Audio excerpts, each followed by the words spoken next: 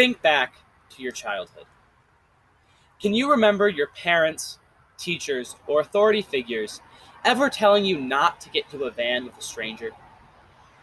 Now, this was a very logical, safe, and sound piece of advice, as they didn't want you getting kidnapped or getting into a vehicle with someone who did not have your best interest in mind. However, let's disregard that for a moment. Good morning, good afternoon, good evening. My name is Cohen Nelson, and hop in as I take you for a ride through the physical characteristics and my emotional attachment to my van. First off, my van is a Nissan Envy, which is a very large passenger van. It has some very unique physical characteristics.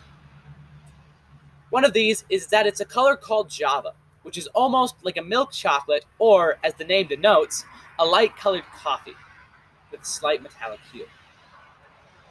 Secondly, it's very boxy in shape, as you can see, which has earned it some of the most affectionate nicknames like Toaster, a utility van, and Kidnapper van by some friends and family.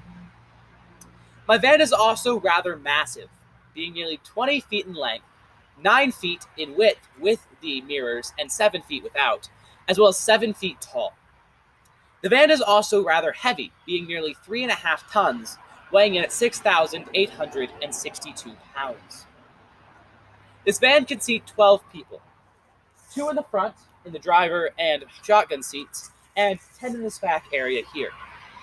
Now, 8 of these back seats are in units of 2, like this, and 2 are these units of 1, like this. And the benefit of having these units is that they can be taken out or put in depending on how many passengers or the amount of cargo that you need to store in this van at any amount of time.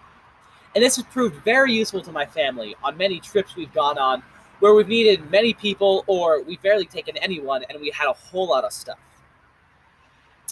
This van also has 5 doors, one on the driver's side and one on the shotgun seat, a sliding door on the side here, and 2 doors that swing out in the back like barn doors.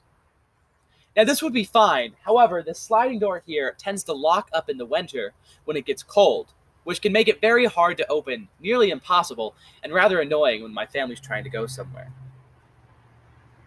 Lastly, for this van specifically, there's a slight dent in the right bumper where my grandmother ran into it, and a blemish in the right-hand corner of the hood when it was egged at a school me and my brother were at.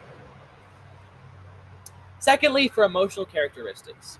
My family's had this van for nearly 8 years, and at 16 years old, that's half of my life. And because of that, I have a very unique emotional connection to this van. We originally got this van because my family began doing foster care, and it soon became apparent to us, with children coming in and out of our home, that a small economy type car would not cut it. So we looked around, looking at some vehicles such as the Honda Pilot, and eventually found this one, which we bought and has worked amazingly well ever since. This van has been with us many places, such as mountains like Mount Washington in New Hampshire, one of the highest peaks in the Northeast. Down in Florida, where we were camping and had to sleep in the van because it was too heavily raining to sleep in the tent. And even places like Oklahoma, where once on our way down, in the sweltering August heat, the air conditioning ironically broke, and we were forced to sit in this massive van that was almost like an oven down there. Now that I'm 16, this van is also providing another benefit to me.